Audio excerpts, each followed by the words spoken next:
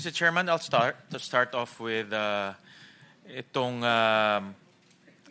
excuse letter ni Mr. Saldico at kanina po nababanggit yung kanyang pangalan.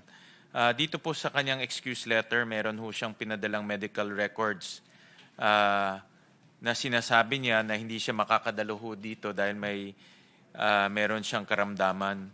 Pero nung tinignan ko po itong pinadala niyang medical records, unang-una po, this is dated January 23, 2025. No? So outdated na ho to. And then pangalawa ho, I consulted our Senate doctor at ang unang sabi niya rin sa akin o sa amin, sa team ho namin, ay outdated na rin ho itong medical records. At pangalawa, based sa kanyang pa-analysis, wala ho ditong nakasulat na karamdaman na hindi ho wala ho nakasulat na karamdaman na nagsasabing hindi siya ho pwedeng dumalo ho dito. At pangalawa, itong medical records niya ho, nakasulat ho dito, dinischarge siya. Hindi naman ho siya inilagay sa ospital. At nagpadala rin ho si Mr. Saldico ho ng appointments. So sa kanyang supposedly appointment sa Massachusetts General Hospital, this is dated September 22, 2025.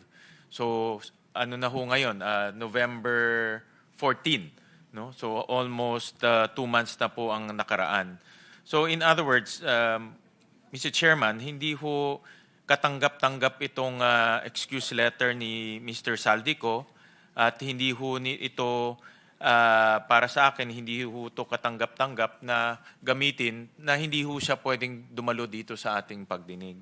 So I would like to make a conditional motion, Mr. Chairman. Conditional dahil depende ho kung magkakaroon pa tayo ng hearing, depende sa usapan ho ng ating mga senador, na kung magkakaroon ho tayong isa pang hearing, mag-issue ng supina para po puwersahin ho siya pumunta ho dito. And the next move, kung hindi pa rin ho siya pumunta, mag-issue na ho ng contempt. No? Yeah. So I would like to make that conditional. Conditional lang ho to, Mr. Chairman, subject to the discussions among the senators and of course, the decision of the Blue Ribbon Committee. So I would like to start off with that, Mr. Chairman. Same treatment, ganun din pang gagawin natin sa mga inimbita natin na hindi dumalo.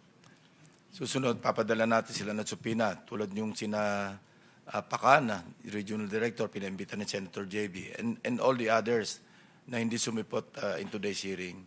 So please proceed. Thank you. Thank you, Mr. Chairman.